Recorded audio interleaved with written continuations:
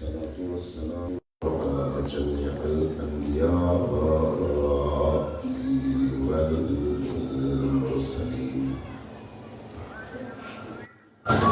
لما من سمي في الآفاق أحمد وفي الأرض بأبي القاسم محمد صل على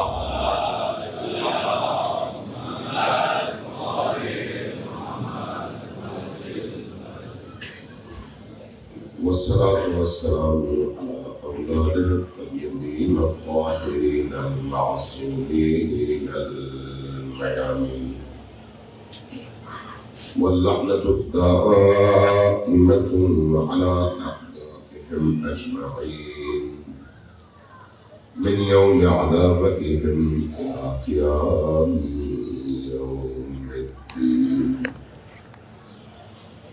بعد فقد قال الله تبارك وتعالى في كتابه المجيد وهو أصدق القائلين وقوله الحق. بسم الله الرحمن الرحيم. بسم الله الرحمن الرحيم. إن الله لا يغير ما بقوم حتى يغيروا ما بأنفسهم.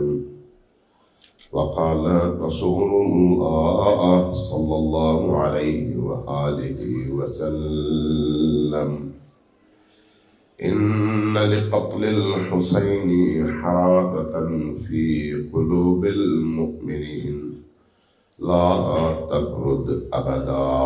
صلى الله عليه وسلم.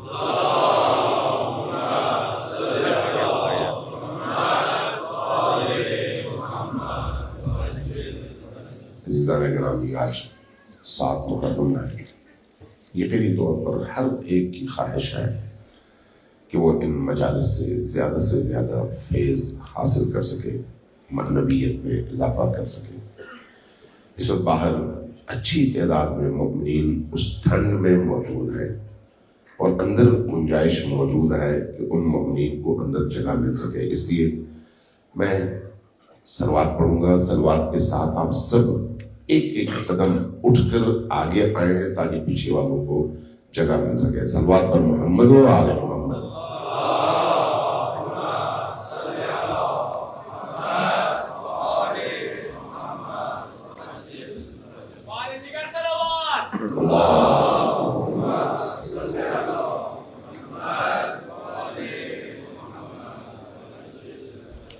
ایک دو پھر صلوات بھیجیں پر محمد و آل محمد.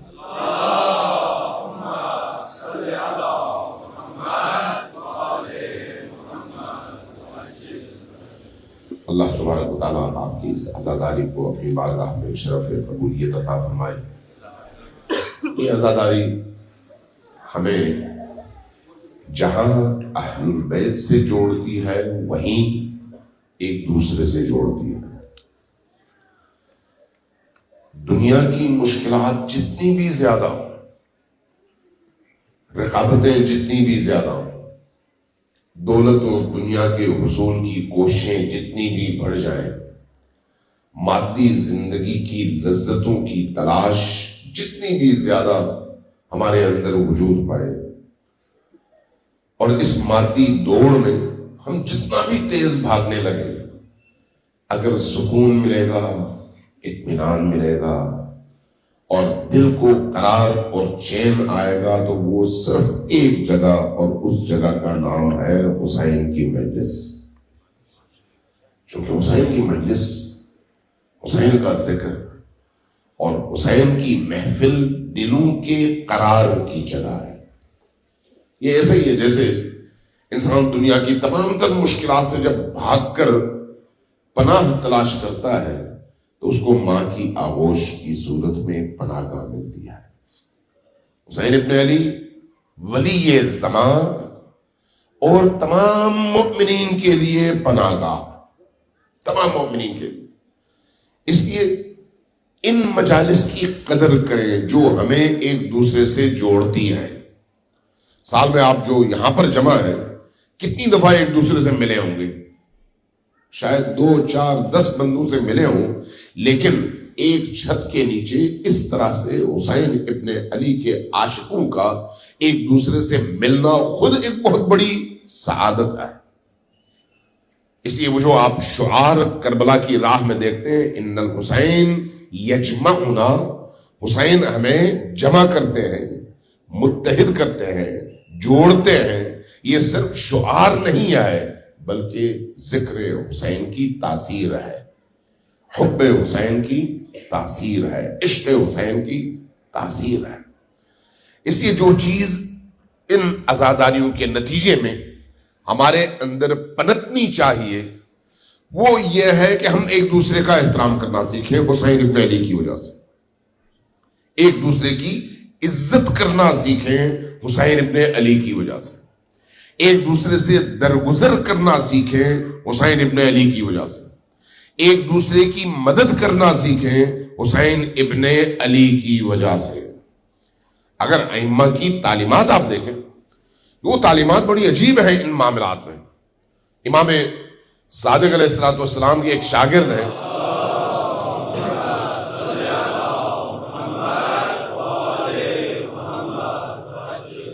علی ابن یقطین، علی ابن یقطین امام صادق علیہ السلام کے وہ شاگرد ہیں جن کی تعریف میں خود امام معصوم کے جملے احادیث کے اندر موجود ہیں کہ بہشت کے جانے والوں میں ایک بڑا نام آج کے زمانے کا وہ علی ابن یقین ہے۔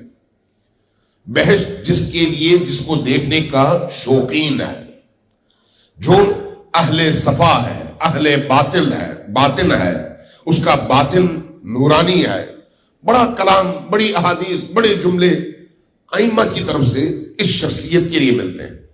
یہ ہے کون؟ یہ امام کے وہ سپاہی ہیں جن کو امام نے خود اس ظلم کے نظام میں بھیجا کہ وہاں پر جاؤ، قبول کرو عہدے کو، لیکن اس عہدے کی قبولیت کے بعد جو تمہاری ذمہ داری ہے وہ شروع ہوتی ہے۔ وہ کیا ہے؟ ہمارے ان مؤمنین کو جن کا دل حسین سے جڑا ہوا ہے، جن کا دل اہل البیت اور ولی سے جڑا ہوا ہے، ان کی مدد کرو اور ان کو پریشانیوں سے نکالو۔ یعنی جاؤ، اس ظلم کے نظام میں رہو، لیکن تمہاری ذمہ داری یہ ہے، ورنہ اس ظلم کے نظام کا حصہ بننا حرام ہے۔ لہذا وہ چلے گئے۔ ایک دفعہ بغداد سے آئے مدینہ اور امام صادق علیہ السلام کی گلی میں دستک دی، خادم نے دروازہ کھولا، بتایا کہ علی ابن یقطین ہوں۔ اب علی ابن یقطین کون ہے؟ زمانے کے خلیفہ کا وزیر، اور یہاں تک اس پر اعتماد ہے خلیفہ کا کہ خلیفہ کی مہر بھی ان کے استعمال میں ہے، لیکن ان کی ذمہ داری کیا ہے؟ وہی جس کا تعین امام نے فرمایا ہے۔ جب غلام نے آ کے دیکھا، اندر گئے، واپس آئے، واپس آ کے عرض کیا، فرمایا کہ امام علیہ السلام مصروف ہیں، فی الحال ان کے پاس وقت نہیں ہے۔ لوٹ آئے، وزیر ہے، لوٹ آئے، سپہر میں پھر چلے گئے، پھر اس غلام سے واسطہ پڑا، اس نے واپس آ کے کہا امام مصروف ہیں، ان کے پاس ٹائم نہیں ہے۔ رات ہوئی، دوبارہ گئے، دوبارہ وہی جواب۔ اگلے دن، اس سے اگلے دن، 3 سے 4 دن مدینہ میں رہے، امام نے جواب نہیں دیا۔ جب یہ صورتحال دیکھی تو ذہن میں سوال پیدا ہوا، وجہ کیا ہے؟ کہا کوئی مشکل ہوگی جو مجھ سے سرزد ہوئی ہے۔ کھوج لگائی تو پتہ چلا کہ ایک واقعہ ہوا اور اس واقعے کی اطلاع امام کو ملی ہے۔ وہ کیا ہے؟ کوفہ سے ایک امام کا پیروکار اٹھا، آیا بغداد، اس پر حکومت نے ایک ٹیکس لگایا تھا، کوئی 10,000 درہم کا۔ جب اس نے آ کے کہا کہ بھئی میرے کاغذات کلیئر ہے اور یہ 10,000 درہم کا ٹیکس اضافی ہے، یہ ختم کیا جائے، تو کسی نے اس کی بات نہیں سنی۔ علی ابن یقطین کے پاس آیا، علی ابن یقطین مصروف تھے، انہوں نے ٹائم نہیں دیا، اور وہ بیچارہ روتے ہوئے واپس چلا گیا. وہ کہیں مدینہ آیا اور امام کی بارگاہ میں عرض کیا کہ علی ابن یقطین آپ کا بندہ ہے, میری مدد نہیں کر رہا. اچھا, امام جب علی ابن یقطین مدینہ پہنچے تو امام نے بھی وہی کام کیا جو علی ابن یقطین کی طرف سے اس مؤمن کے بارے میں سرزد ہوا, ملنے سے انکار کر دیا. جب علی ابن یقطین کو یہ پتا چلا کہ وجہ یہ ہے تو اٹھے, کوفہ گئے, بندے کو اٹھایا اور لے آئے بغداد. لانے کے بعد اس کا پورا کیس دیکھا, دیکھ کر کہا کہ ہاں تمہارا حق ہے, تم میرٹ پر پورا اترتے ہو, لیکن یہ جو حکومت نے تمہارے خلاف ٹیکس بنایا ہے یہ غلط بنایا ہے. لیکن اب ایک مشکل ہے, وہ کیا ہے؟ وہ یہ ہے کہ نوٹیفیکیشن جاری ہو چکا ہے, میں واپس لے نہیں سکتا, میں کچھ نہیں کر سکتا. تو ایک کام کر سکتا ہوں, وہ کیا ہے؟ یہ جو تمہارے 10,000 درہم کا کیس ہے, یہ 10,000 میں اپنی جیب سے دے دوں. اپنی جیب سے خزانے میں جمع کروایا اور اس کو فری کر دیا. اس کے بعد کہا کہ راضی ہو؟ کہا کہ ہاں ہوں. خوش ہو؟ ہاں ہوں. کہا میرے ساتھ میرے گھر چلو. گھر لے گئے, بڑی تواضع کی, اچھا کھانا بنایا, کھلایا, بہت خاطر مدارات کی. جانے لگا تو کہا راضی ہو؟ کہا ہاں ہوں. خوش ہو؟ بالکل خوش ہوں. جس قالین پر وہ بیٹھا ہوا تھا وہ قالین سمیٹا, لپیٹا, اس کو رول کیا اور کہا کہ یہ میری طرف سے تمہارے لیے تحفہ ہے. کہا ٹھیک ہے, لے لیا. باہر گئے, اپنا گھوڑا اس کو دیا اور کہا کہ یہ گھوڑا بھی میری طرف سے تمہارے لیے تحفہ ہے. بہت بہت شکریہ, لے لیا. لیکن پھر بھی دل راضی نہیں ہوا. کہا اندر آؤ, واپس اندر لے کے گئے. اپنے اسی کمرے میں گئے, بیٹھے, کہا تم بیٹھو, بٹھایا. کہا کہ اب میری ایک ریکویسٹ ہے تم سے. وہ کیا؟ میں جو کہوں وہ مان لو. کہا ٹھیک ہے.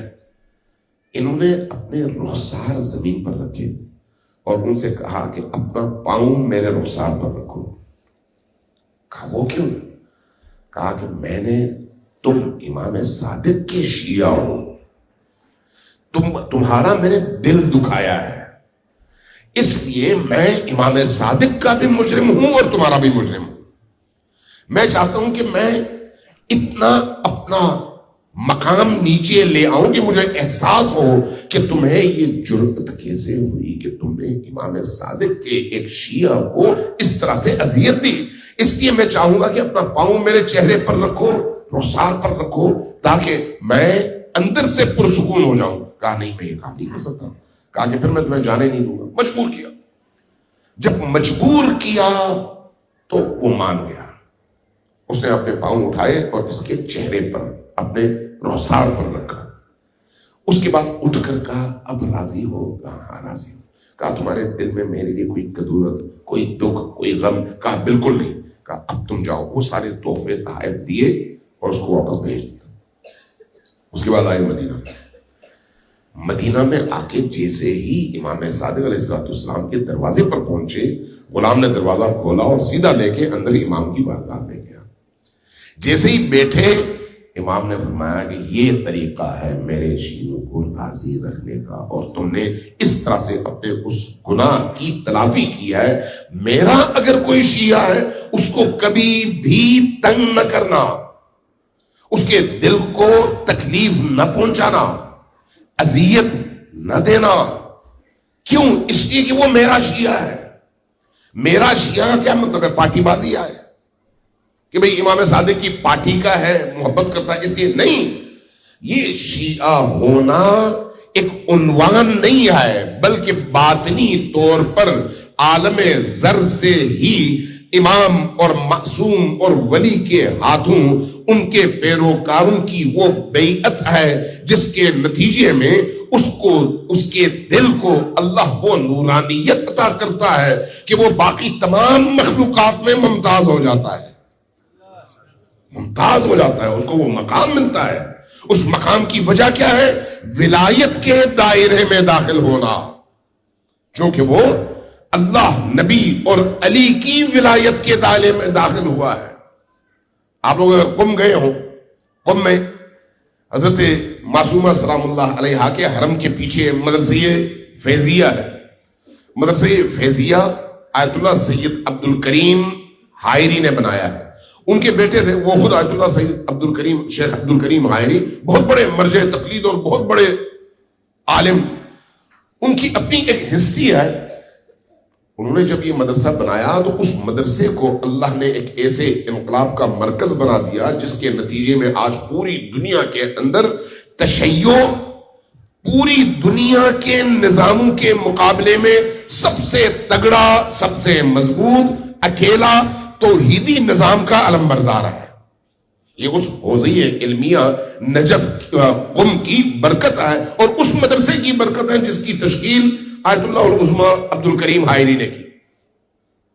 ان کے بیٹے شیخ مرتضیٰ حائری وہ مرجع تقلید اپنے زمانے کے مجتہد اعظم، لیکن عاشق علی، عاشق اہل البیت.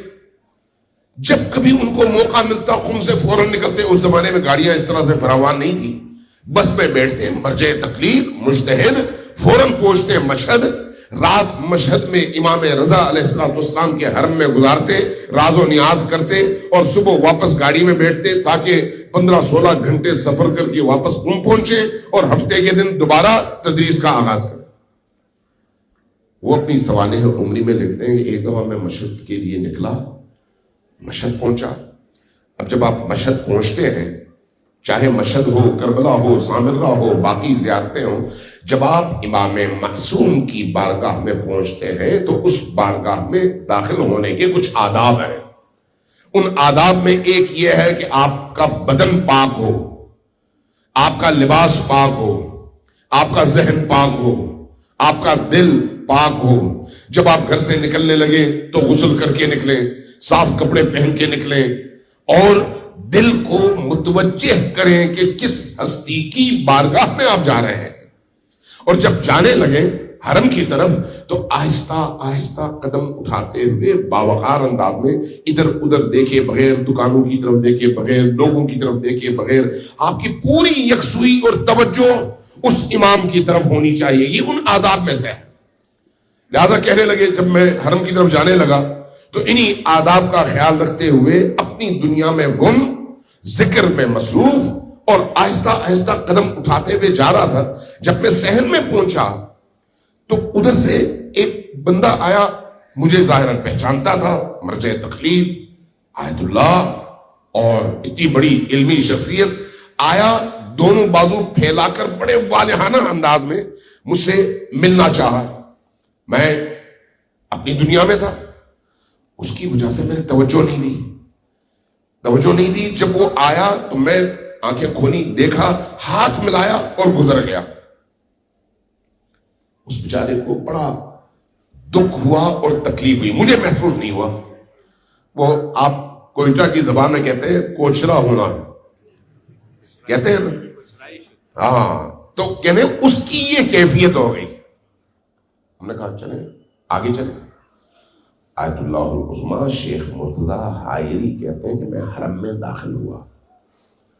میں صحن سے حرم کی عمارت میں داخل ہوا. جب زریح والے پورشن میں سیڑھیوں سے، دروازے سے اندر جانے لگا تو ایک شخص کی آواز آئی. آواز کی طرف میں متوجہ ہوا. میں نے پہچان لیا ایک سید تھے اور بہت بڑے پونچھے ہوئے سید تھے، بہت بزرگوار ایسے جو اہل دل ہیں، جو اہل باطن ہیں، جو باطنی دنیا کو دیکھتے ہیں، اس سطح کی شخصیت تھی. کہتے ہیں انہوں نے مجھے پکارا وہاں سے، شیخ مرتضیٰ. تو اب ایک آیت اللہ العظمی ایسی فقیہ شخصیت کو کوئی شخص نام سے میرے حرم سے نکل جاؤ. اس طرح کی سزا بھی انہی کو ملتی ہے جو اس سزا کے اہل ہوتے ہیں. ہر ایک کو نہیں ملتی، کیونکہ اسی حرم میں چور بھی جاتے ہیں، اسی حرم میں نامحرموں کو دیکھنے والے بھی جاتے ہیں، اسی حرم میں باقی لوگ بھی جاتے ہیں. لیکن سزا کس کو ملتی ہے؟ جو اس مقام کا ہو اور اس مقام کا لحاظ کیے بغیر نیچے آ جائے. تو پھر اللہ چاہتا ہے اور اللہ کے یہ اولیاء چاہتے ہیں کہ اس کو دوبارہ اسی مقام پر رکھا جائے، اس لیے فوراً سزا دیتے ہیں، فوراً ان کو متوجہ کرتے ہیں. کہتے ہیں جیسے ہی انہوں نے کہا حرم سے نکل جاؤ، میرا دل ایک دفعہ تڑپا اور میں رویا. میں نے کہا کہ مجھ سے اتنی بڑی غلطی ہوئی. میں حرم سے نکل آیا.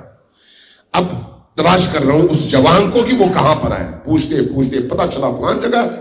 میں پہنچ گیا, اس کے گھر پہنچا, اس کو سینے سے لگایا, اس کو تسلی دی, اس کی خدمت کی. میں بوڑھا, وہ جوان. اب وہ بیچارہ پریشان کہ بھئی اتنی بڑی شخصیت, وہاں پر تو ان کا یہ انداز تھا, اب آئے ہیں اس انداز میں. میں نے عرض کیا کہ اس وقت مجھ سے غفلت ہوئی ہے, میری وہ غفلت مجھے معاف کر دو. اس بچے نے بڑے خوش دلی کے ساتھ معاف کیا, اس کا دل میں نے صاف کیا, اور اس کے بعد میں آیا. کہتے ہیں حرم میں داخل ہوا. اب میں ذریح کی طرف جانا چاہ رہا تھا, لیکن میرے قدم ڈگمگا رہے تھے. کیوں؟ اس لیے کہ نکلنے کا حکم امام نے خود دیا ہے, لیکن اب میرے واپس آنے کی اجازت تو امام نے نہیں دی. اگر ایسا ہے, میں اگر داخل ہو جاؤں اور امام راضی نہ ہو تو میں کس طرح سے حرم میں ان کی بارگاہ میں حاضر ہوں. لہذا کہتے ہیں اب میری آنکھوں سے آنسو رواں, اور میں ذہن میں گھوم پھر رہا ہوں, حرم میں داخل نہیں ہو پا رہا. اس اسنا میں نے اسی سید کو دیکھا, وہ قریب ہے. آغا سلام. اب جو ہے وہ شیخ مرتضیٰ کا لب و لہجہ بدل گیا. آغا سلام. رکا, میں نے سلام کا جواب دیا. انہوں نے کہا کہ امام نے فرمایا ہے کہ میرے حرم میں آؤ, تم ہمارے ہو اور ہمارے مہمان ہو. عزیزان من, یہ ولایت اتنی بڑی نعمت ہے کہ اگر کسی کو عطا ہوئی ہے تو اس کا احترام بھی دوسرے پر فرض ہے, اس کا احترام بھی. چونکہ یہ ولایت جوڑتی ہے اور اٹھاتی ہے, پرواز دیتی ہے اور مزید اونچا کرتی ہے, اس مقام تک پہنچاتی ہے جس مقام تک ولایت سے محروم انسان پہنچنے کا کبھی تصور بھی نہیں کر سکتا. اور وہ ولایت اس وقت آپ کو یہاں پر لائی ہے. صلوات بھیجیں محمد و آل محمد.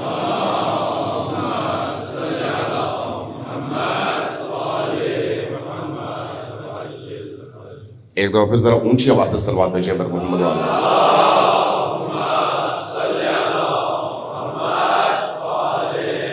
عزیزان اکرام, پیچھے بتا رہے ہیں کہ جگہ نہیں ہے اور باہر لوگ بیٹھے ہوئے ہیں سردی میں. تھوڑا سا ہوتا, ابھی آگے گنجائش ہے, یہاں پر میں دیکھ رہا ہوں گنجائش ہے. تھوڑا سا اگر آپ آگے آ جائیں گے, یاد رکھیں ایک بات ذہن میں رکھیں کہ یہ جو آپ کا جگہ بنانا ہے نا, یہ بھی اسی ایثار میں شامل ہے. اسی, میں مکہ گیا تو نماز کی صف میں کھڑے ہونے کے لیے میرے پاس کوئی جگہ نہیں تھی. تو میں نے دیکھا کوئی جگہ دینے کو تیار نہیں ہے. میں کھڑا رہا. ایک یمنی تھا شاید, اس نے جب دیکھا کہ میں کھڑا ہوں تو اس نے ساتھ والے کو تھوڑا سا ہلایا, تو وہ ہلا, جگہ بن گئی. کہا کہ آؤ کھڑے ہو جاؤ. میں کھڑا ہو گیا. جب ظہر کی نماز پڑھ لی, میں عصر تک بیٹھا رہا, قرآن پڑھتا رہا. وہ بھی یہی کام کرتا رہا. عصر کے موقع پر 2-4 بندوں سے کہا بھائی ذرا جگہ بناؤ. وہ تھوڑا سا سکڑ گئے تو 3 آدمیوں کی جگہ بن گئی. مجھ سے کہنے لگا اگر آپ کو ہم نے جگہ نہیں دی ہوتی تو آپ کیسے بیٹھتے, آپ نے دوسروں کو جگہ کیوں نہیں دی. تو مجھے احساس ہوا واقعی وہ صحیح کہہ رہا ہے. جب آپ کو اللہ نے دوسروں کے سبب سے جگہ دی ہے تو آپ بھی دوسروں کو اس نعمت میں شریک کریں, چاہے وہ کھانے کی نعمت ہو, پینے کی نعمت ہو, مادی دنیا کی نعمت ہو, عزاداری کی نعمت ہو, عبودیت کی نعمت ہو, دعا کی نعمت ہو. اس لیے دعا مانگیں, دوسروں کے لیے سب سے پہلے مانگیں. نعمت تقسیم کریں, دوسروں کو سب سے پہلے دیں. اور اس طرح کے ماحول میں آنا چاہیں تو دوسروں کا ہاتھ تھامیں اور ان کو بھی ضرور لائیں اور ان کو بھی بیٹھنے کی جگہ فراہم کریں. صلوات جبر محمد و آل محمد.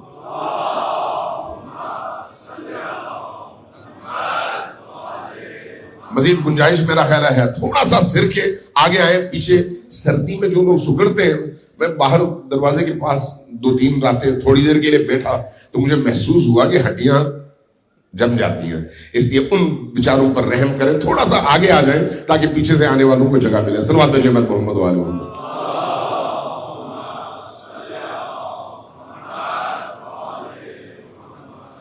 اللہ تبارک و تعالیٰ نے ان شخصیات کا انتخاب ایسے کیا ہے, انتخاب کہ ان کی ولایت اس لیے اس پورے عالم پر ولایت ہے.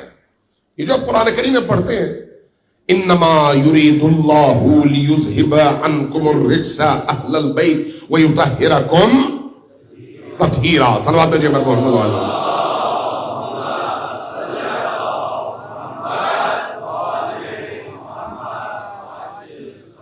یہ تطہیر کس چیز سے تطہیر ہے؟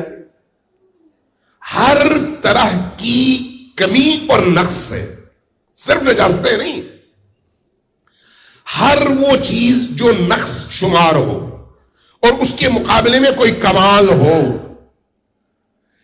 دو ہی چیزیں ہوں گی آپ کے سامنے. دو فرض کریں کیمرے ہیں، ایک کیمرہ فرض کریں $10,000 کا ہے اور دوسرا $5,000 کا. شباہتیں دونوں کی ایک طرح کی ہیں، کون سا کامل ہے؟ $10,000 والا. کیوں؟ اس میں کچھ چیزیں ایسی ہوں گی جو اس میں نہیں ہے. تو یہ جو نہیں ہے یہ ناقص ہے. وہ جو اس میں تمام کمالات موجود ہیں وہ کامل ہے، لیکن وہی کیمرہ کسی اور اس سے بہتر کیمرے کے مقابلے میں ناقص ہے. اس لیے جب ہم ائمہ کی بات کرتے ہیں تو ائمہ کسی اور کے مقابلے میں ناقص نہیں ہیں. ائمہ وہ ہیں جو باقی تمام عالم کے مقابلے میں کامل تر ہیں اور کمال تک پہنچے ہوئے ہیں، اور ان کے مقابلے میں باقی ساری چیزیں ناقص ہیں. لہذا آئے یہ تطہیر ان ہستیوں کے بارے میں ہے. تو جب ہم کہتے ہیں انما یرید اللہ لیذھب عنکم الرجس اہل البیت ویطہرکم تطہیرا، تو اس میں ہم کن ہستیوں کو شامل کرتے ہیں؟ کن ہستیوں کو؟ بولے نا. نہیں، پنجتن پاک نہیں، 14 معصومین، صرف پنجتن پاک نہیں. یہی نبی کریم سے لے کر امام زمان علیہ السلام تمام کے تمام یہ 14 معصومین اس آیت میں شامل ہیں. اب سوال ہے حضرت عباس شامل ہے یا نہیں؟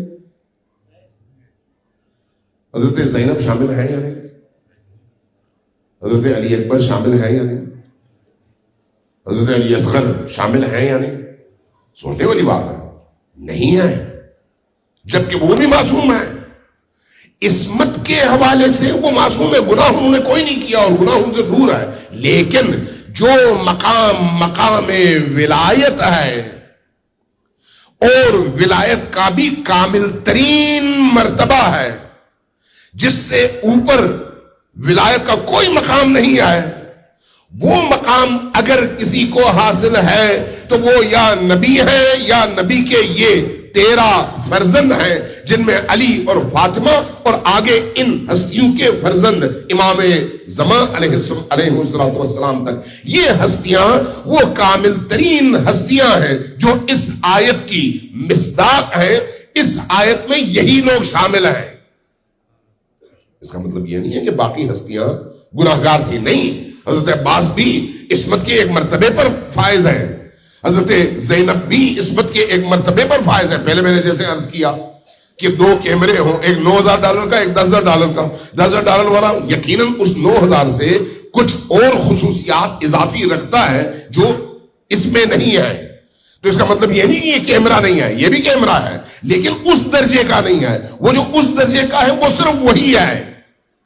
تو اس لیے یہ جو عصمت کا مقام ہے جس کو ہم مقام ولایت کہہ رہے ہیں ابھی، تو یہ جو مقام ہے اس میں صرف یہی 14 شخصیات ہیں، صرف پنجتن نہیں، صرف یہی 14 شخصیات. اب آپ کہیں گے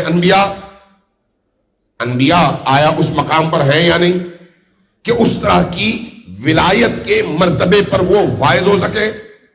یہاں پر ہمارا اہل سنت کے ساتھ ایک اختلاف پیدا ہوتا ہے. وہ کیا ہے؟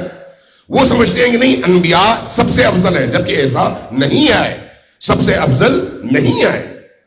وہ افضل ہے جس کو اللہ افضل بنائے. اور یہ جو ہستیاں ہیں یہ کون ہیں؟ میں اہل سنت ہی کی ایک روایت عرض کر دیتا ہوں. صلوات بھیجیں پر محمد و آل محمد.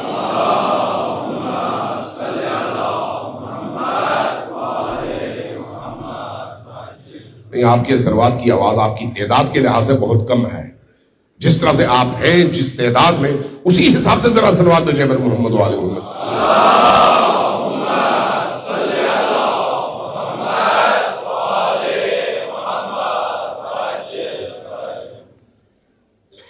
اہل سنت کے ہاں 2 روایتیں ہیں، ہمارے ہاں بھی موجود ہیں. یہ 2 عدد کے لحاظ سے نہیں، 2 طرح کی روایات. ایک روایت ہے نبی کریم صلی اللہ علیہ وآلہ وسلم نے فرمایا کہ اول ما خلق اللہ نوری، سب سے پہلے اللہ نے جس چیز کو خلق کیا وہ میرا نور ہے. کس کا نور ہے؟ ذرا اونچی آواز سے بولے. حضرت محمد مصطفیٰ صلی اللہ علیہ وآلہ وسلم.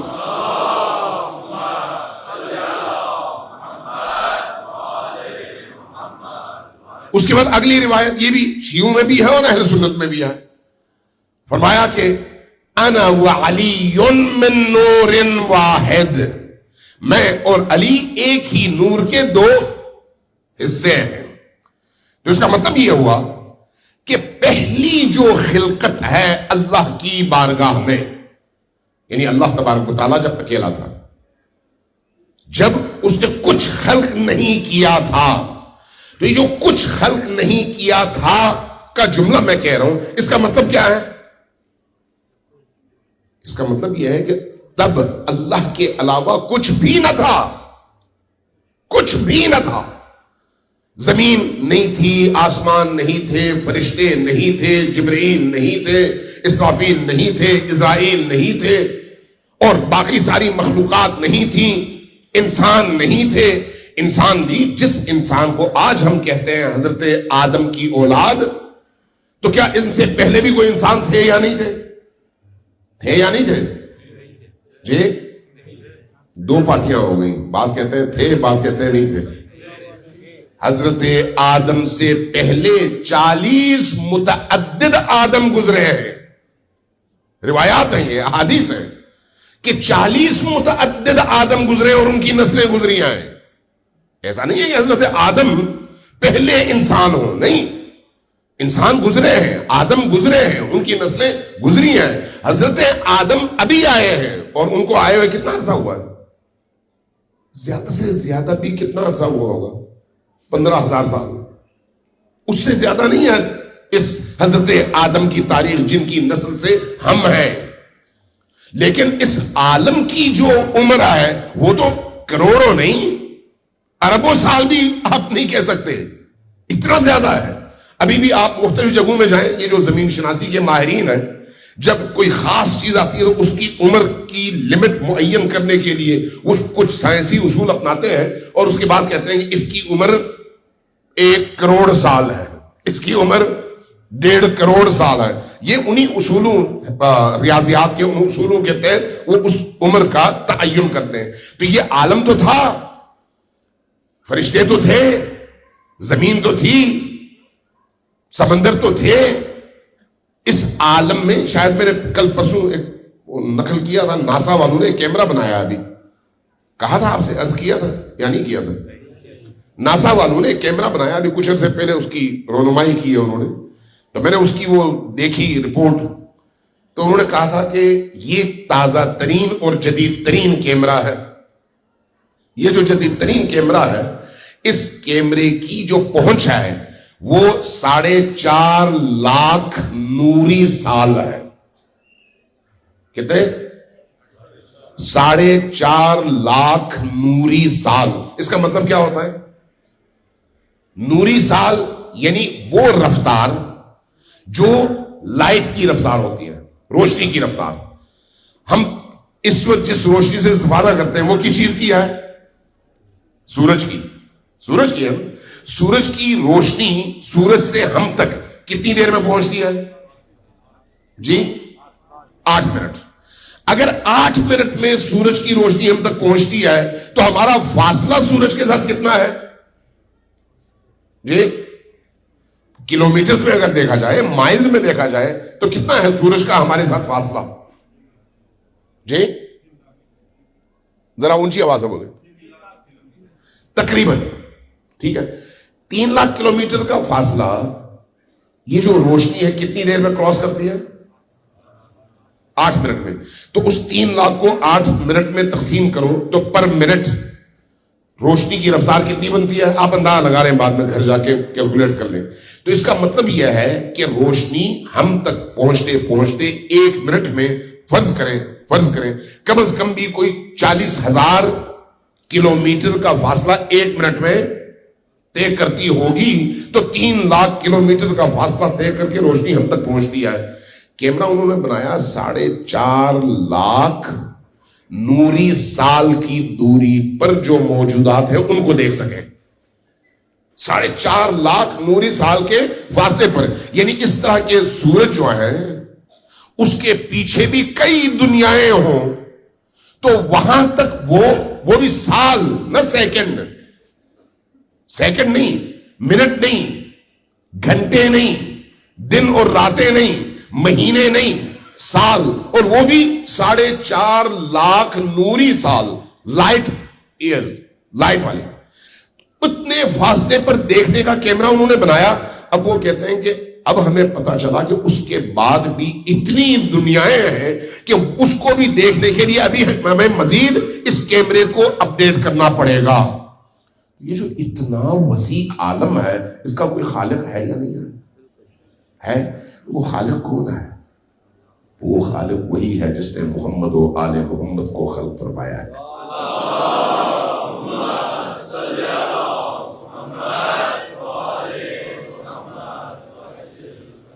تو انسان سے پہلے کچھ تھا، اس زمین سے پہلے بھی کچھ تھا، اس زمین کے ماورا بھی، اس عالم کے ماورا بھی، ان کہکشاؤں کے ماورا بھی کچھ اور اس طرح کی دنیایں ہیں. کہکشانوں کے پیچھے کہکشانے ہیں، ان کے پیچھے کہکشانے ہیں، پتہ نہیں کیا کیا چیزیں ہیں اس عالم کے اندر. اور اللہ تبارک و تعالیٰ نے ان تمام چیزوں کو خلق فرمایا ہے. جب یہ ساری چیزیں نہیں تھیں تب محمد و آل محمد تھے. جو بات ہے وہ یہ ہے کہ جب یہ ساری کی ساری چیزیں نہیں تھی، کچھ بھی نہیں تھا. اس بات پر شیعہ اور سنی دونوں متفق ہیں. کہتے ہیں کہ اول ما خلق اللہ نوری، جو سب سے پہلی چیز اللہ نے تخلیق فرمائی وہ میرا نور ہے. اور پھر اس کے بعد فرمایا اول ما خلق اللہ کا کیا مطلب ہے؟ یعنی اس سے پہلے کچھ بھی نہ تھا. کچھ بھی، یہ لفظ کچھ یہ بھی نہیں تھا. جو صرف اللہ واحد اور احد کی ذات، اس کے علاوہ کچھ نہیں. تو اللہ نے جب پہلی خلقت فرمائی تو وہ کیا ہے؟ محمد عربی کی ذات اقدس اور ان کی اصل. اس نور کو خلق فرمایا اور پھر اس نور کو 2 حصوں میں تقسیم کیا. ایک حصہ محمد مصطفیٰ اور دوسرا حصہ علی مرتضیٰ. صلی اللہ علیہ وسلم. پھر اسی نور میں سے حضرت زہرا سلام اللہ علیہا کی تخلیق، اسی نور میں سے امام حسن کی تخلیق، اسی نور میں سے امام حسین کی تخلیق. یہاں تک کہ تخلیق کے جو مراتب ہیں اس کو عرفاء اور صوفیاء نے بیان کیا ہے. صوفیاء میں ایک نام ابن عربی ہے. ابن عربی شیعہ نہیں ہے. ابن عربی کو مکی کہا جاتا ہے، مکہ کا ہے، اندلسی ہے بنیادی طور پر. اور اس شخص نے 10 جلدوں میں کتاب لکھی ہے، 10 جلدوں میں. اور اس میں جب تخلیق عالم کی بحث ہوتی ہے تو وہاں پر وہ خلقت اول، خلقت ثانی، خلقت ثالث کے طور پر جب تذکرہ کرتا ہے تو ابتدا کرتا ہے محمد عربی سے کہ پہلی خلقت وہ ہے، اور انتہا کرتا ہے 12ویں خلقت، 14ویں خلقت پر کہ 14ویں ہستی امام زمان علیہ السلام کی ہے.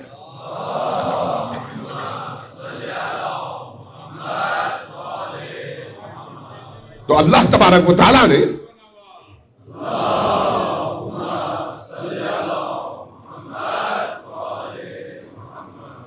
آپ کی کیوں آواز آج کم ہے؟ صلوات کی تھکے ہوئے زیادہ ہیں؟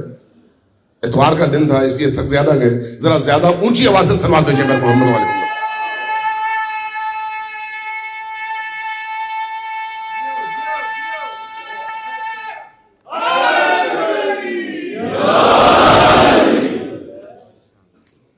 صلوات بھیجیں میرے محمد والے.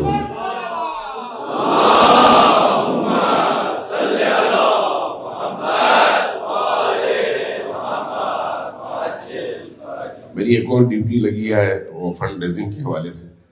تو اب میں سوچ رہا ہوں کہ فنڈ ریزنگ کریں، گفتگو مکمل کریں، یا پھر اب سمجھ نہیں آتی آپ کو کب تک جگائے رکھنا ہے. ایک بار پھر ذرا اونچی آواز سے صلوات بھیجیں پر محمد والے.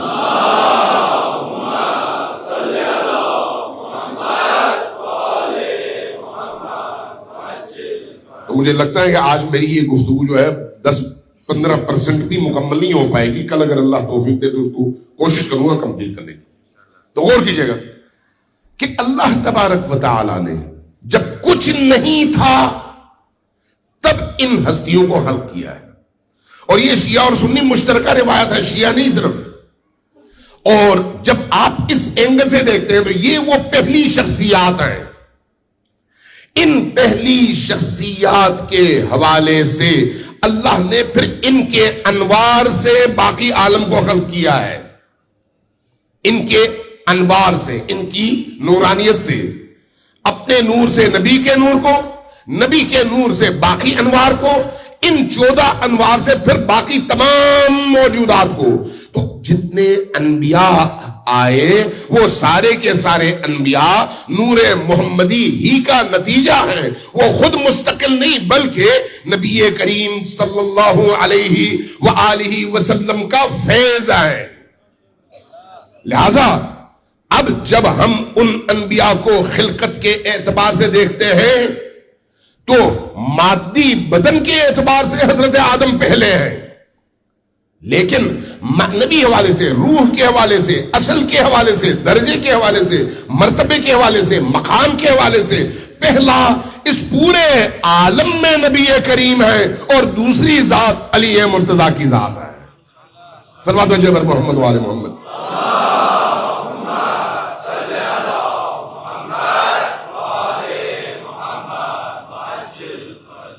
میں یہیں پر روک دیتا ہوں چونکہ آگے بڑھوں گا تو پھر گفتگو ایک ایسے مرحلے میں داخل ہو جائے گی درمیان میں اس کو توڑنا یا روکنا ممکن نہیں ہوگا. اس لیے یہ یاد رکھیں کہ ائمہ اہل البیت علیہم السلام کی ولایت وہ عظیم ترین نعمت ہے کہ انبیاء کو بھی اس ولایت میں سے حصہ ملا ہے، اس ولایت میں سے. اس لیے جب ہم ولایت نبی اور ولایت علی کی بات کرتے ہیں تو یہ ولایت وہ ہے جو اللہ کی ولایت سے مشتق ہے. اللہ ولی، نبی ولی، علی ولی، اور باقی جتنے بھی انبیاء ہیں ان کی بھی ولایت ہے. لیکن فرق یہ ہے کہ علی اور آل علی کی ولایت کلی ہے تمام عالم پر، اور ان کی ولایت مطلقہ نہیں ہے، جزئی ہے اور ایک حصہ ہے، اور وہ حصہ ادھر ہی سے اللہ نے ان کو عطا کیا ہے. اس لیے کہ یہ وہ اصل ہے جہاں سے باقی تمام مخلوقات کی خلقت ہوئی ہے. لہذا جو انسان اس ولایت کے دائرے میں داخل ہوتا ہے وہ باقیوں سے بڑا ممتاز ہوتا ہے. اس کی حیثیت اور ہوتی ہے، اس کی پاکیزگی اور ہوتی ہے. اس لیے جو موالی علی ہوگا، جو علی کی ولایت کے دائرے میں داخل ہو چکا ہوگا، اس کی حیثیت اللہ کی بارگاہ میں اتنی الگ ہے کہ اس کے لیے پھر اللہ بھی، رسول بھی اور علی بھی خاص اہتمام فرماتے ہیں.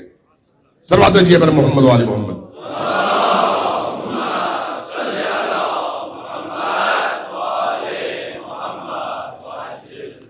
عزیزان گرامی، مجھے جو سب سے مشکل کام لگتا ہے وہ مانگنا ہے، سب سے مشکل کام. اور یہ حقیقت بھی ہے، مانگنے سے زیادہ مشکل کام کوئی نہیں ہے. لیکن جب انسان اللہ کے لیے مانگے نا تو پھر یہ سب سے آسان ہو جاتا ہے. یہ جو آپ کے دوست احباب ابھی کچھ دیر میں اٹھ کھڑے ہوں گے، یہ اپنی ذات کے لیے نہیں مانگ رہے، یہ اپنی شہرت کے لیے نہیں مانگ رہے. اور اس بات پر آپ بھی گواہ ہیں کہ یہ وہ دوست احباب ہیں جنہوں نے اپنی جیب سے اور اپنے گھروں سے آغاز کیا ہے، اور اس کے بعد پھر دوسروں کو دعوت دی ہے کہ آؤ تم بھی اپنا حصہ ڈالو. ایسا ہے یا نہیں؟ جب ایسا ہے تو پھر ایسے قیمتی موتی آپ کو ہر جگہ نہیں ملتے.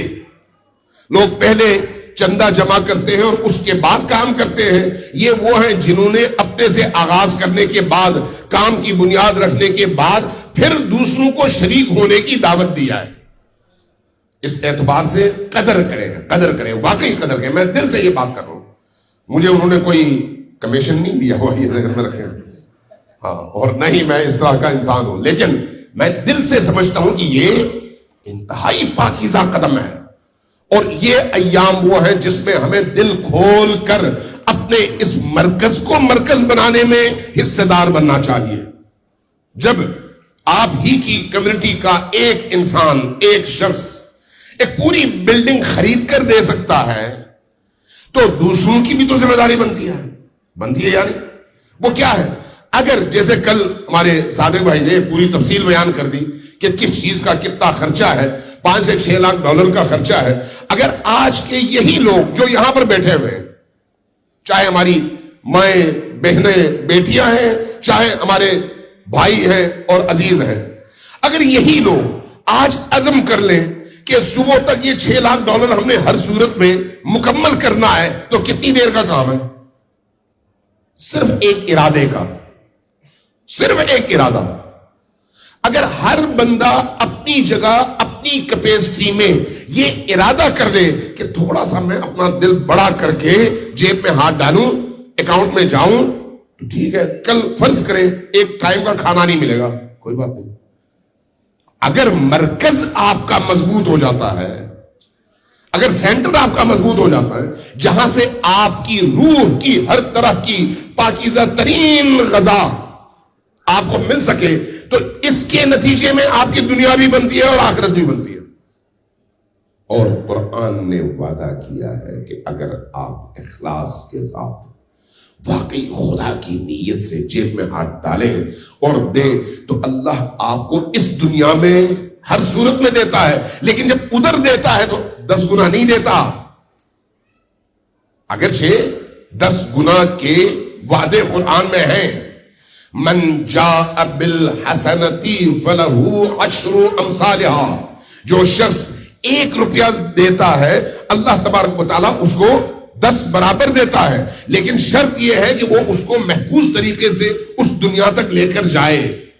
تو اس لیے اپنی جیبوں میں ہاتھ ڈال کر، اپنے اکاؤنٹ میں ہاتھ ڈال کر ذرا اطمینان کے ساتھ ہم اگر یہ کام کر سکیں کہ ہم نے ہر صورت میں کل کی تاریخ سے پہلے اس سینٹر کے تمام اخراجات پورے کرنے ہیں جو کہ ابھی گردن پر واجب الادا ہیں، تو یقین جانیں جب ایک شخص ایک پوری بلڈنگ لے سکتا ہے تو دوسرا شخص $1000 ضرور دے سکتا ہے. کوئی بڑی رقم نہیں آئے. اور اس کے لیے بس ایک ارادہ چاہیے، ایک ارادہ، ایک عزم، یہ کہ بھائی میں یہ کام کروں گا. کس کے لیے؟ فرزند حسین کے، حضرت علی اصغر کے نام پر، حضرت علی اکبر کے نام پر، امام حسین علیہ السلام کے نام پر. خود بی بی دو عالم کی بارگاہ میں، بی بی ہم آپ کے بیٹے کا گھر اور ان کا سینٹر بنا رہے ہیں، ہماری طرف سے حقیر سے ہی $1000 کوئی بڑی چیز نہیں ہے، ہماری طرف سے یہ قبول کر لیں. جو جتنا زیادہ ان کی بارگاہ میں اتنا ہی زیادہ. میں اس سے زیادہ گفتگو نہیں کروں گا. یہ آپ اور یہ آپ کے میزبان، مجھے امید یہ ہے کہ انشاءاللہ تعالی اس دفعہ یہ بے نیاز ہو کر اٹھیں گے اور کل دوبارہ یہاں پر اٹھنے کی ضرورت پیش نہیں آئے گی. صلوات بھیجیں بر محمد و آل محمد.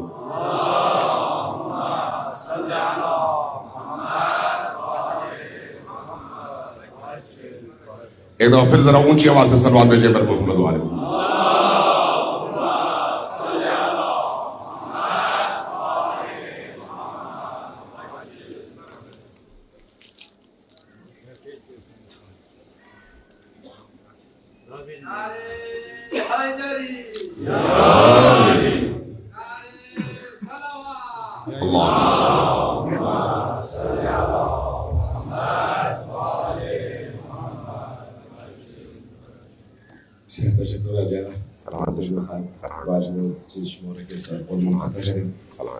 مادی شوکت برارا زبان کرده بودیم که ما دمای روزه که از آشپز که فندریزینگ کرده بودیم و ما انشاءالله تفسیرشیم پیش برارای خو پیش فارغ که از بیان کنیم که دو باشد کام هایی.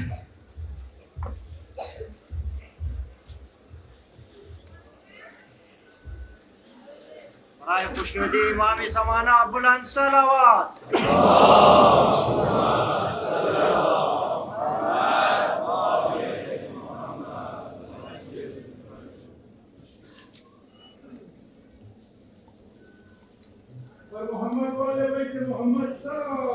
اللهم صل على محمد.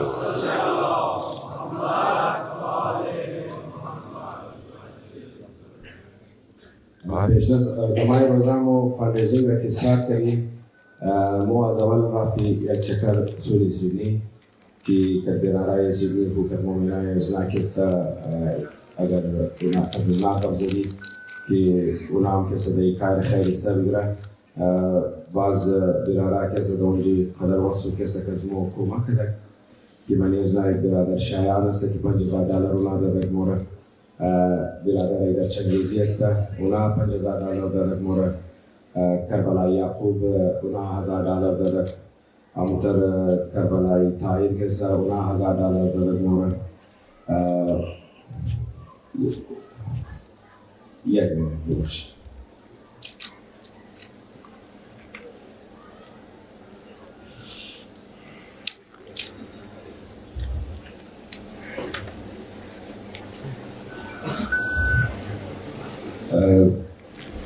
کربلای رحیمی بخشی کربلای طاهر نه کربلای رحیمی اونا $1,000 دادک مورد دیگه متر کسی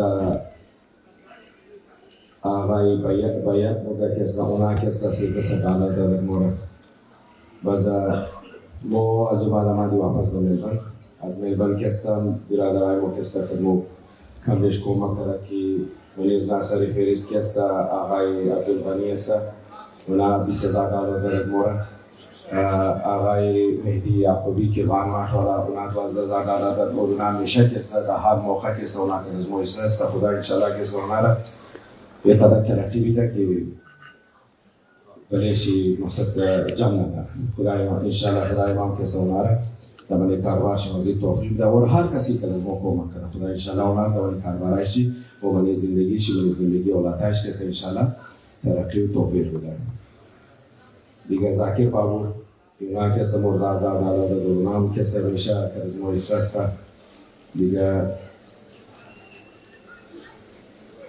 از طرف خواهرها کسی من همش گفتن نمیتونم بده اونا هم کسی قدر هر ممکن کسی تا 2,000 1,000 500 هر چی بس که اونا کنیسته که باز خواهرها کسی مورا همیتر مونیس فیملی است 500 دادن همونتر نانی میدی بگه اونا کسی مورا $1,000 دادن دیگه آقای محمد عظیمی مورا $1,000 دادن آقای عجی ازغل بامیان والا اونا $2,000 کز مکومک کرد اجاز بایی اونا شاید این شیشتن باشه $5,000 اونا داده آقای اسمت الله کسا دمایی روزان $5,000 داد کردی شوام کسا اونا $5,000 کز مکومک کرد آقای محمد یوسف کسا در $5,000 کز مکومک کرد دمایی روزه آقای نورالله علیزاده اونا $100 کز مکومک کرد رزوی فیملی کسا 1201 دادن 1,000 باز دادن 1,500 دیگه دادن اونا آقای طالب حسین $5,000 کز مکومک کرد آجی فیاض $1,300 آجی طاهر کسا اونا همیجی آجی طاهر فیضی اونا همیجی نشسته است اونا $1,000 کز مکومک کرد آجی اختر $1,000 کز مکومک کرد دیگه هم تر یک مومنی دیگه هم تر 500 دادن مهدی یک بران مناوش میدی اونا $30,000 کز مکومک کرد دیگه اوتر اینا کسا دمای روزه کز مکومک کرد دیگه دزی چیز کسا برادر شبیر کسا $10,000 مرده ده اونا فقط اساطیر که در نواز قالین کسا واشنا اونا دزو دیگه خواهره کسا خواهره از بیروز پریروز تاوالی کسی که $2,000 منتر کز مکومک کرد چندیاشی این روز ده که من قرار میدونیشی خبر ندارم که چند دسته در 500,000 هر شاو کسا از طرف خواهر کسا مورد داده موشه که اساطیر کنسترکشنی از جای بخواه دیگه این یک ریزه ابجیت بوده که پیش از ما بوده دیگه مزید ابجیت کسا انشالله ما از عشورا پیش و خیر کسی که آج خواست که فندریزی شده ما از عشورا پیش کسا بخیر انشالله یا از عشورا پیش یا از عشورا بعد کسی ما انشالله کسا در روی بری تمام براره و خواره کسی مایر تاکی مو چیزی مو یک چیز کنید که سمو بخیر انشالله از اول پوت کردیم نجیبات کنیم اکاونت کلیر صاف است و بالکل در هر کسی که از ما کمک کرده مو حق داره که باید ما پستان کنیم مو فرض ماست که تمام براره و خواه کسی باید بگی که مو پیش ما چقدر جمع شده اینا چقدر کمک کرده از این پیشم کردیم و از بعد انشالله مو همی حساب کتاب اکاونت کسی بالکل صاف شفاف پیش تمام مردم کسی انشالله مو پیش کنیم و محمد و علی محمد صلی الله اللهم صل على محمد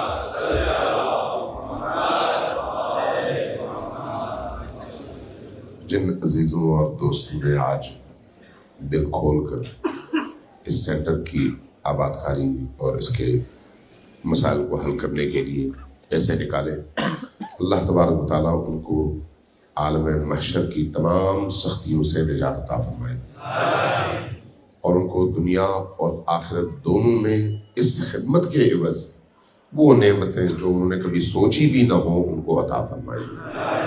اور خصوصاً برزخ کی سخت ترین حیات میں، قبر کے سخت ترین فشار میں، یہ جو امام حسین علیہ السلام کے نام پر آپ نے مدد کیا ہے اس کو اس دنیا میں ذخیرہ آخرت قرار دیں.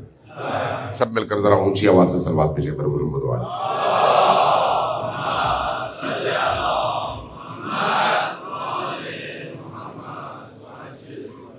جو دوست ابھی کام ختم کر چکے ہیں وہ ذرا چھوڑ دیں جگہ تاکہ پھر اطمینان کے ساتھ اگلی گفتگو ہو سکے. صلوات بھیجیں پر محمد والے محمد.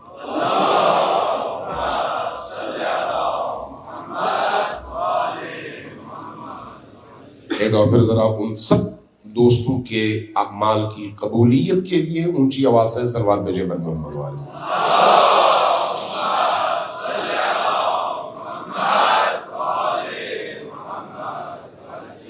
جن دوستوں عزیزوں کی مالی پریشانیاں ہیں ان کی تمام پریشانیوں کی دوری کے لیے آج رات بڑی عظیم رات ہے اور یہ ایام، یہ ساعات بہت ہی متبرک اور مقدس ساعات ہیں. اس لیے آپ کے اس درود کا اثر بھی اتنا ہی مقدس ہے. تو سب مل کر اونچی آواز سے ان تمام آرزو مندوں، حاجت مندوں اور مشکلات کے شکار مومنین کے لیے دعا کریں جو آج اس محفل میں بھی ہیں اور ان کا دل چاہتا ہے لیکن وہ کر نہیں پاتے. خدا ان سب کو مادی زندگی میں سب سے بے نیاز کر کے بہت عطا فرمائے اور ان کے رزق و روزی میں اضافہ فرمائے. سب مل کر اونچی آواز سے صلوات بھیجیں پر محمد والے.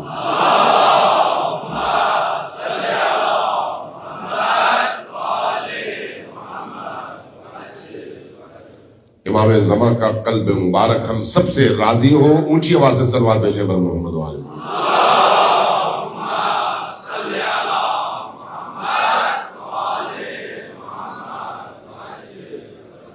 آپ کے ایک ایک پیسے کے عوض دنیا اور آخرت دونوں میں اللہ آپ سب پر اپنے رزق و روزی کے سارے دروازے کھول دے. ایک اور دفعہ اونچی آواز سے صلوات بھیجیں پر محمد والے.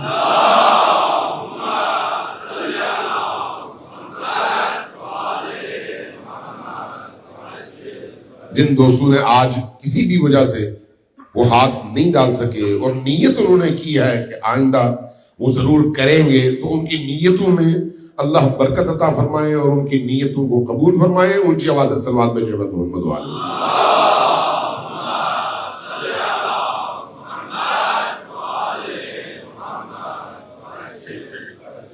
عزیزان گرامی، جن ہستیوں کو ہم یاد کرتے ہیں یہ اللہ کی رازقیت کا مظہر ہے، مظہر رازقیت خدا. اللہ جو تمام عالم کو دیتا ہے ان ہستیوں کے تو پھیل دیتا ہے، ان ہستیوں کے ذریعے سے دیتا ہے. یہ ہستیاں اللہ کے اس رزق کا دروازہ ہے. وہ رزق شاید پہلے میں عرض کر چکا ہوں، صرف پیسہ نہیں ہے، ہر وہ چیز جس کے ہم محتاج ہیں اور جس کے بغیر ہم چل نہیں سکتے وہ رزق ہے. اور یہ جو سب کچھ ملتا ہے ان ہستیوں کے بغیر ملتا ہے. حضرت عباس علمدار چونکہ انہی کی رات ہے، حضرت عباس کی جو معروف شناخت ہے وہ ان کی جلالت ہے. جلالت، ان کی ہیبت، ان کی صلابت، ان کی شجاعت. اس عالم میں بھی اگر کوئی شخص اس عالم میں حضرت عباس علمدار سے رابطہ کرتا ہے تو ان کی بارگاہ میں حاجات بہت تیزی سے قبول ہوتی ہیں، بہت تیزی سے. 3 شخصیات ہیں اہل البیت میں جن کو حاجات کی قبولیت کے حوالے سے باب الحوائج کہا گیا ہے. 3 شخصیات. ان میں سے آپ دیکھ رہے ہیں کہ جو عصمت اور ولایت کی تعریف ابھی میں نے آپ کی خدمت میں ہلکے پھلکے انداز میں کی ہے، اسی کی روشنی میں ائمہ معصومین جو کہ نبی کریم کے بعد اور حضرت زہرا کے بعد باقی سارے امام ہیں، یہ ان معصومین میں آتے ہیں، لیکن باقی لوگ ظاہر ہے اس ولایت کے معنی میں نہیں آتے. لیکن یہ جو باب الحوائج ہے ان میں ایک صرف معصوم ہے، ایک امام موسیٰ بن جعفر علیہ السلام باب الحوائج، اور دوسرے حضرت علی اصغر وہ معصوم ششماہا باب الحوائج، اور تیسری شخصیت حضرت ابوالفضل عباس فرزند ام البنین لیکن محافظ حضرت زینب، امام حسین علیہ السلام کا جان نثار، اور اللہ نے امام حسین علیہ السلام کی بارگاہ میں اسی جان نثاری کی وجہ سے وہ مقام عطا کیا کہ فرشتے رشک کرتے ہیں اس مقام کو دیکھ کر جو مقام حضرت عباس کا ہے. رشک کرتے ہیں حضرت عباس نے کیا کیا ہے.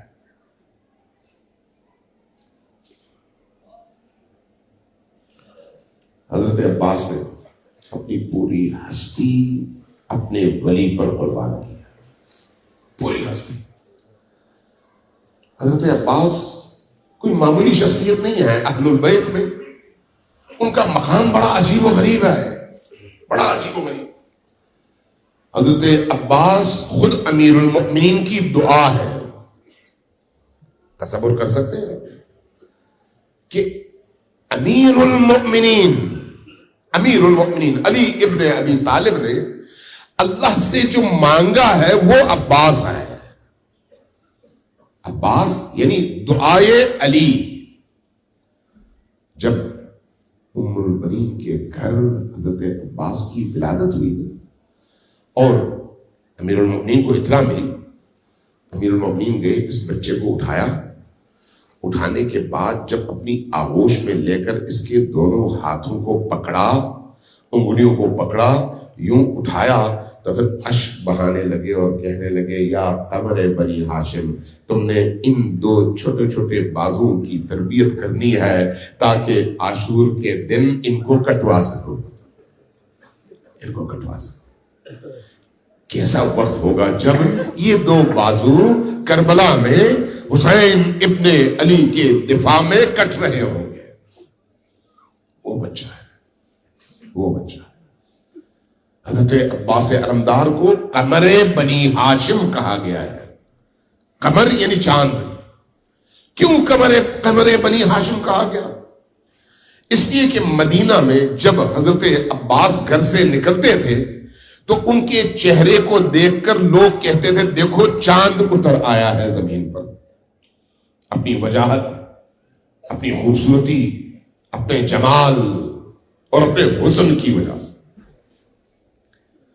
عجیب ہے کہ اہل بیت کے درمیان اور خصوصاً پنجتن پاک کے درمیان حضرت عباس علمدار اس پنجتن میں شامل نہیں ہے، لیکن سب کے لبوں پر عباس کا نام ہے، عباس کا نام ہے. اس لیے جب آخری وقت میں وصیتیں ہوئی ہیں، ان وصیتوں میں ایک وصیت یہ بھی ہے کہ کربلا میں جو مصیبتیں پیش آئیں ان مصیبتوں میں عباس اپنی بہنوں کی حفاظت کرے، اپنے بہنوں کی چادروں کی حفاظت کرے، اہل بیت کا محافظ ہوگا، حسین ابن علی کا محافظ ہوگا. اس لیے اس کا احترام سب سے زیادہ ہے، سب سے زیادہ ہے. زہیر ابن قین کے حوالے سے بعض روایات میں ہے کہ شب عاشور حضرت عباس تمام خیموں کے ارد گرد چکر لگاتے تھے محافظ کی حیثیت سے کہ کہیں سے کوئی دشمن حملہ آور نہ ہو. حضرت زہیر ابن قین نے دیکھا، قریب آئے، کہا کہ عباس میں آپ سے ایک بات کرنا چاہتا ہوں. فرمایا کہ میں گھوڑے سے اترتا نہیں چونکہ اس وقت مجھے حفاظت کرنی ہے، ذرا جلدی جلدی بولیے کیا آپ نے کہنا ہے. کہا کہ یا عباس، جب آپ کی والدہ سے آپ کے والد رشتہ مانگ رہے تھے اور عقد ہو رہا تھا تو اس وقت علی ابن ابی طالب کی خواہش یہی تھی کہ آج کے اس دن اور رات میں آپ جب آئے تو حسین اور زینب کا دل مطمئن ہو کہ ہمارا عباس جیسا بھائی موجود ہے، کہیں کمزوری تو نہیں دکھائیں گے۔ جیسے یہ کہا، عباس کی غیرت ایک دفعہ بھڑک اٹھی، کہا کہ میں اور اپنے بھائی اپنے مولا حسین ابن علی کی زندگی بچانے کے لیے کوئی کوتاہی کروں؟ کیسے ممکن ہے؟ وہ جو انگڑائی لی تو لکھنے والے لکھتے ہیں کہ جوتوں کے بند اور تسمے ٹوٹ گئے، اس لیے کہ غیرت عباس کو یہ سننا گوارا نہیں تھا کہ وہ وفا کا امام اپنے امام کی حفاظت میں ذرہ برابر کوتاہی کا سوچ بھی سکے۔ یہ وہ عباس ہے۔ آپ دیکھیے حضرت عباس کو اللہ نے کون سا مقام دیا، کون سا مقام، اور عجیب ہے کربلا کے شہداء کی تعداد اتنی زیادہ ہے، سب کے سب سایہ حسین میں ہے۔ اس لیے جب آپ جاتے ہیں تو جانے کے بعد وہ جو گنج شہداء ہے وہاں پر آپ ایک منٹ بھی نہیں رکتے، ایک منٹ بھی، زیارت کرتے ہیں، طواف کرتے ہیں، سلام کرتے ہیں، السلام علیکم یا انصار اللہ یا انصار الحسین، اور وہاں سے آگے جاتے ہیں حسین ابن علی کے پاس۔ حسین ابن علی کے سائے میں وہ سارے انصار گم ہیں، لیکن اللہ تبارک و تعالیٰ نے اس اپنے عبد صالح کے مقام اور منزلت کی حفاظت اس طرح سے کی کہ حسین ہی کی طرح سے الگ سے گنبد اور بارگاہ بنا کر تمام انسانوں کو دکھا دیا کہ وفا جو کرتا ہے اللہ اس کو کون سا مقام عطا کرتا ہے۔ اس لیے آج ہم مجبور ہیں کہ پہلے جائیں عباس کی بارگاہ میں، وہاں پر سلام کریں، اور سلام کرنے کے بعد پھر ادھر آئیں۔ میں جب پہلی دفعہ مشرف ہوا تھا تو اس وقت ابھی یہ چھت ڈلے نہیں تھے، صرف حرم کا اندر کا پورشن تھا، باہر خالی تھا، مٹی تھی، صدام کا آخری دور تھا، مٹی تھی، گرد تھا، گندگی تھی، کوئی صفائی کرنے والا نہیں تھا، مظلومیت تھی حضرت عباس کی۔ جب میں وہاں پر گیا اور میں نے ایک دفعہ زیارت کی تو میں نے کچھ مناظر دیکھے، وہ مناظر بتاتے تھے کہ عباس کا عشق انسان کو کہاں پہنچا دیتا ہے۔ چند جوان آئے اور ان جوانوں نے پہلے حضرت عباس علمدار کے حرم اور قبر اطہر کا طواف کیا۔ طواف کرنے کے بعد جب باہر نکلے، چونکہ حسین کا دروازہ عباس ہے، لہذا جب عباس کے حرم سے نکلنے لگے تو اب انہوں نے ایک عجیب کام کیا، اپنی آستینیں چڑھائیں، اپنے شلوار اوپر کیے اور پھر زمین پر بیٹھ کر اپنے چہرے اور رخسار کو زمین پر رکھا، اپنی کوہنیوں کو زمین پر رکھا اور رخ کیا امام حسین کے حرم کی طرف اور پکارنے لگے، یا ابا عبداللہ الحسین، ہم نے آپ کے باوفا بھائی عباس سے اجازت لی ہے، اب اسی طرح سے ہم رینگتے ہوئے زمین کربلا پر اپنے رخسار رگڑتے ہوئے آپ کی بارگاہ میں آئیں گے، عباس کی لاج رکھیے اور ہمیں اجازت دیجئے کہ ہم آپ کی بارگاہ میں حاضر ہو سکیں۔ یہ عباس کا عشق اس طرح سے انسان کو اوپر لے کر جاتا ہے۔ اس لیے جب ہم کہتے ہیں کہ آیا ہے علم اور علمدار نہ آیا، آیا ہے علم اور علمدار نہ آیا، تو اس وقت جب ہمارا ذہن خیمگاہ کی طرف منتقل ہوتا ہے تو نظر آتا ہے کہ خیمے میں کوہرام برپا ہے، کوہرام برپا ہے۔ عجیب ماتم ہے خیمے میں جب عباس کی شہادت کی خبر ملتی ہے۔ میں اس لیے ایک اور واقعہ بھی عرض کروں کہ آیت اللہ العظمیٰ ہوئی، بڑے بڑے بزرگوں کو میں نے دیکھا، آیت اللہ العظمیٰ ہوئی جب کبھی نجف سے پیدل آتے تھے نا، پیدل، اور کربلا پہنچتے تھے، پہلے جاتے تھے حضرت عباس کی بارگاہ میں اور باب القبلہ پہ کھڑے ہو جاتے، قبر عباس کی طرف دیکھتے، 3 جملے کہتے، لیکن یہ 3 جملے آگ کو جلانے کے لیے بھی بہت ہیں، صرف 3 جملے ہیں، لیکن ایسے جملے جو آگ میں، پانی میں آگ لگا دیں، پانی میں آگ لگا دیں، انسان کے رونگٹے کھڑے ہو جائیں۔ پہلا جملہ کہتے، اور یہ جملہ عباس کے مقام کو اور حسین کی زندگی میں عباس کے کردار کو بیان کرتا ہے۔ پہلا جملہ فرماتے، السلام علیک یا شباب الحسین، اے حسین کی جوانی عباس آپ پر میرا سلام ہو. جب تک عباس زندہ تھے حسین جوان تھے، لیکن جب عباس کی شہادت ہوئی تو حسین کی کمر جھک گئی اور ضعف ان پر غالب آ گیا. یہ عباس کا مقام ہے، یہ عباس کا مقام ہے. دوسرا سلام اس سے بھی زیادہ دردناک سلام ہے. کیا فرماتے السلام علیک یا حجاب زینب، اے زینب کے حجاب عباس آپ پر میرا سلام ہو. جب تک آپ زندہ تھے زینب کو اپنے حجاب کی کوئی پریشانی نہیں تھی. جب تک آپ زندہ تھے زینب کا دل مطمئن تھا کہ جس کا عباس جیسا بھائی ہو، جس کے سر پر عباس کا پرچم لہرا رہا ہو، اس کو کیا خوف ہے. لیکن جس دم آپ کے بازو کٹے اور آپ کی شہادت کی خبر پہنچ گئی خیمے میں، تو تب خیمے والوں کو اور خصوصاً زینب کبریٰ کو یہ احساس ستانے لگا کہ آج تک جس کی پناہ میں تھی وہ اب شہید ہو گیا، اب میرے حجاب کی حفاظت کون کرے گا. اور تیسرا سلام بھیجتے، اور یہ سلام بڑا دردناک ہے ان کے لیے جو صاحبان اولاد ہیں. کیا کہتے السلام علیک یا ساق السکینہ، اے سکینہ کے ساقی عباس آپ پر میرا سلام ہو. کیوں یہ سلام بھیجتے؟ کہتے کہ دیکھو جب تک عباس زندہ تھے نا تو سکینہ کی پیاس بھی زندہ تھی. یہ جو 3 دن پانی کی روک تھام ہے، تو شب عاشور سکینہ نے کیا کیا؟ مختلف خیموں سے چھوٹے چھوٹے بچوں کو جمع کیا، اپنے خیمے میں لے آئی اور ان سے کہا بچوں میں نے اپنے بابا سے کہا ہے کہ حضرت عباس میرے چچا پانی کے لیے کل جائیں گے اور پانی لے کر آئیں گے. عباس کو اجازت نہیں ملی، لیکن جب اجازت ملی تو تب جب میدان میں لاشیں ہی لاشیں نظر آ رہی تھی، لیکن سکینہ کی پیاس تو باقی تھی. اب تاریخ نگار کہتے ہیں کہ خیمے حضرت سکینہ میں ارد گرد کے باقی خیموں سے چھوٹے چھوٹے بچے جمع تھے اور ان سب کے ہاتھوں میں کٹورے تھے اور کٹورے خالی تھے. وہ انتظار میں تھے کہ چچا جائیں تو پانی لے کر آئے. العطش کی صداؤں نے خیمگاہ میں ایک عجیب رقت کی کیفیت برپا کر دی تھی. اس کیفیت میں جب سکینہ کے لبوں کی یہ کیفیت دیکھی تو عباس اٹھے، مولا سے اجازت لی، اور جب مولا نے اجازت دی تو کیسے دی؟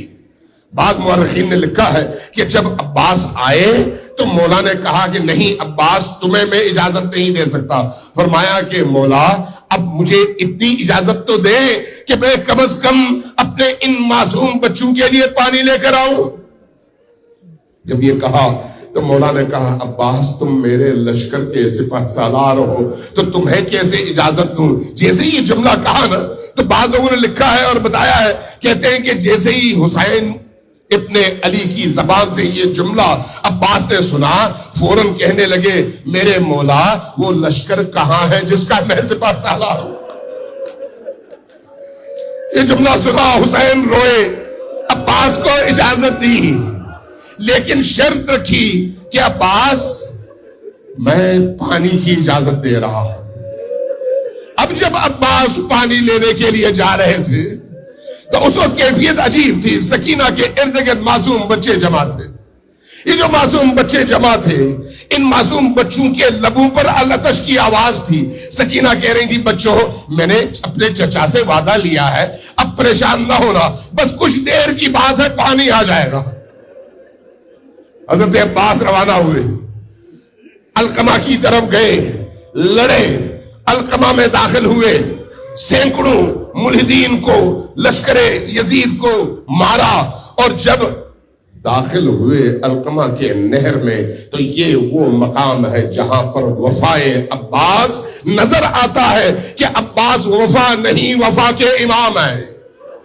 عباس داخل ہوئے، پرچم ایک ہاتھ میں، دوسرے ہاتھ میں مشکیزہ پکڑا، مشکیزے کا منہ کھولا، پانی بھرا اور اس کے بعد چلو میں پانی اٹھایا. اپنے لبوں کے قریب لے آئے. بعض لوگوں نے لکھا ہے لیکن میں باور نہیں کرتا، چونکہ عباس وفا کے امام ہیں. جیسے ہی پانی چلو کے قریب لے آئے اس کے بعد دوبارہ ہاتھ دور کیا، پانی گرا دیا اور بتا دیا لوگوں دیکھو پانی پر میرا قبضہ ہے، لیکن چونکہ بچیاں پیاسی ہیں عباس کی وفا کا تقاضا ہے کہ عباس اپنے لب تر نہ کرے. عباس وفا کے امام ہیں لیکن ان کا گھوڑا تو نہیں. لیکن بعض مورخین نے لکھا کہ عباس نے اپنے گھوڑے سے کہا کہ میرے پیارے گھوڑے تم نے بڑا ساتھ دیا، تم نے بڑا وفا کیا ہے، اب چند گھونٹ پانی کے تم بھی پی لو چونکہ تم بھی تو پیاسے ہو. لیکن دیکھا گیا کہ اس گھوڑے نے بھی اس وفائے عباس کا مظاہرہ کیا اور اپنے مالک کی طرح سے اپنے ہونٹ پانی سے تر نہیں کیے. یہ وہ وفا کا امام ہے، یہ وہ وفا کا امام ہے. پانی لے کر جب نکلے تو اب صورتحال ایسی تھی کہ گلے میں مشکیزہ لٹکا ہوا تھا، ایک ہاتھ میں علم تھا اور ایک ہاتھ میں تلوار. لڑتے ہوئے آگے بڑھے یہاں تک کہ لشکر کی صفوں کو تتر بتر کیا. ایک دفعہ ایک درخت کے پیچھے چھپے ہوئے ایک ملعون نے گرز کا وار کیا اور اس وار کے نتیجے میں عباس سنبھل نہیں سکے. جیسے ہی ڈگمگائے ایک نے آ کر ایک وار کیا، عباس کا بازو کٹا زمین پر گرا. جیسے ہی زمین پر بازو گرا عباس نے دیکھا کہ اب علم کو سنبھالے بغیر چارہ نہیں ہے. وار ہوتے رہے، تلوار گر گئی لیکن علم کو گرنے نہیں دیا، علم کو گرنے نہیں دیا. جب علم کو سنبھالا تھوڑا سا آگے بڑھے، دوسرا وار ہوا. اب جو دوسرا وار ہوا تو دوسرا بازو بھی کٹ گیا اور جب وہ بازو کٹ کر گرا تو اب کوشش کی کسی طرح سے علم کو اپنے دانتوں سے پکڑ کر روک سکے اور اس طرح سے آگے بڑھتے رہے اور بڑھتے رہے. رخ خیمے کی طرف ہے. جیسے جیسے آگے بڑھے ایک دفعہ ایک شقی نے اپنے تیر کو کمان پر چڑھایا اور سینے عباس کو نشانہ بنایا. اب یہ جو تیر آیا تو اس نے سب سے پہلے جو نشان لیا وہ سکینہ کے مشکیزے کا نشان. جیسے ہی مشکیزے پر تیر لگا اور مشکیزہ چھدا، پانی گرا. اب عباس کی امید ختم ہو گئی. جیسے ہی امید ختم ہوئی تو اب عباس کیسے خیمے کی طرف جائے. عباس کے گھوڑے کا رخ بدل گیا، اب مخالف سمت پہ جا رہے ہیں. اس اثنا میں کہیں سے کسی نے گرز سے وار کیا، کسی نے تلوار سے وار کیا. ایک وقت وہ آیا جب عباس اپنے گھوڑے کی پشت پر سے زمین پر گرے. لیکن روایات میں ہے کہ کسی نے کسی بزرگ کو خواب میں دیکھا اور ان سے کہا کہ دیکھو جب تم مصائب عباس پڑھتے ہو نا تو اس وقت وہ منظر پڑھو اور بیان کرو کہ عباس کی مظلومیت کتنی ہے. پوچھا وہ کون سا منظر ہے؟ کہا کہ ذرا سوچو کہ جب ایک شخص گھوڑے کی بلندی سے زمین پر گرنا چاہتا ہے تو وہ اپنے بازو اور ہاتھوں کا سہارا لیتا ہے، لیکن میرا مظلوم عباس جب گھوڑے کی پشت پر سے زمین پر آ رہا تھا تو اس کے بازو نہیں تھے.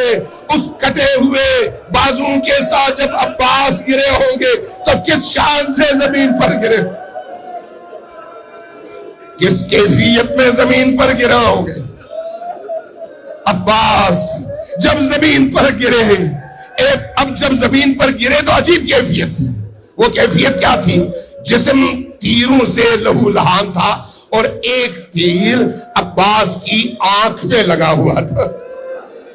یہ جو آنکھ کا زخم ہے یہ قابل برداشت زخم نہیں ہے، درد شدید. اور عباس کی کیفیت یہ ہے کہ ہاتھ ہے نہیں جن سے اس تیر کو آنکھوں سے نکال سکے. اب کیا کرتے ہیں؟ اپنا سر جھکاتے ہیں اور اپنے دونوں گھٹنے ذرا اوپر اٹھاتے ہیں، تیر کو دونوں گھٹنوں کے درمیان رکھتے ہیں اور ایک جھٹکا دینے کی کوشش کرتے ہیں تاکہ تیر باہر نکل آئے. اور پھر لبوں سے نکلتے ہیں یہ جملے، یا اخا ادرک اخا، بھائی حسین اب آئیے اپنے عباس کو سنبھالیے. مورخین لکھتے ہیں، محدثین لکھتے ہیں کہ جب کبھی عباس بھائی کو مخاطب کرتے کبھی نہیں کہا بھائی، ہمیشہ کہتے تھے مولا اب یہ وہ موقع ہے جہاں پر اپنا رشتہ جتلانے کا وقت ہے، اور جب جتلاتے ہیں تو اس طرح سے پکار کر کہتے ہیں کہ بھیا حسین اب آئیے اپنے بھائی کو سنبھالیے۔ حسین آئے، عباس کے سرہانے آئے، عباس کا سر اٹھایا، اپنی گود میں رکھا تو عباس اپنی آنکھیں کھول نہیں پا رہے، زخموں سے چور اور آنکھوں میں تیر کی وجہ سے آنکھ جو ہے اب کھل نہیں سکتی۔ اس اثناء میں حسین ابن علی نے عباس کے چہرے سے سر سے خون کو صاف کیا۔ ایک آنکھ سے جب خون ذرا ہٹا تو عباس نے حسین کے چہرے کو دیکھا، دیکھنے کے بعد کہا مولا حسین مجھ سے آپ زیادہ مظلوم ہے، اس وقت میرا سر آپ کی گود میں ہے، لیکن میں سوچ رہا ہوں کچھ دیر بعد جب آپ زمین کربلا پر گریں گے تو آپ کا سر پتھر اوپر ہوگا، میرا سر تو آپ کی گود میں ہے لیکن آپ کا سر کون اٹھائے گا؟ اب جب حسین ابن علی نے عباس کو اٹھانا چاہا تو اٹھا نہیں پائے۔ یہ وہ مقام ہے جہاں پر عباس کی حسین کی کمر جھک گئی۔ اب گھسیٹ کر کھینچ کر اٹھا کر خیمے کی طرف لے جانے کی خواہش ہے، لیکن جب عباس کے محسوس کرتے ہیں نا تو ایک جملہ کہتے ہیں، یہ جملہ وہی سکینہ کی پیاس کو تازہ کرنے والا جملہ ہے۔ کیا فرماتے ہیں؟ فرماتے ہیں کہ بھیا مجھے خیمے کی طرف لے کر نہ جانا۔ پوچھا وہ کیوں؟ فرمایا میں اپنی بیٹی سکینہ سے وعدہ کر کے آیا تھا کہ میں پانی لے کر آؤں گا، اب میں اگر وہاں پر جاؤں تو مجھے شرمندگی ہوگی، سکینہ کی طرف میں نگاہ اٹھا کر دیکھ نہیں سکوں۔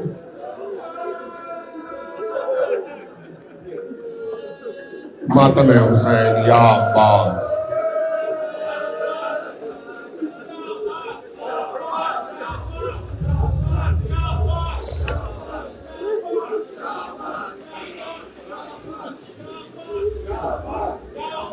شاباش شاباش شاباش شاباش شاباش شاباش شاباش شاباش شاباش شاباش شاباش حاجت ہوا بات حاجت روا، حاجت ہوا بات حاجت روا۔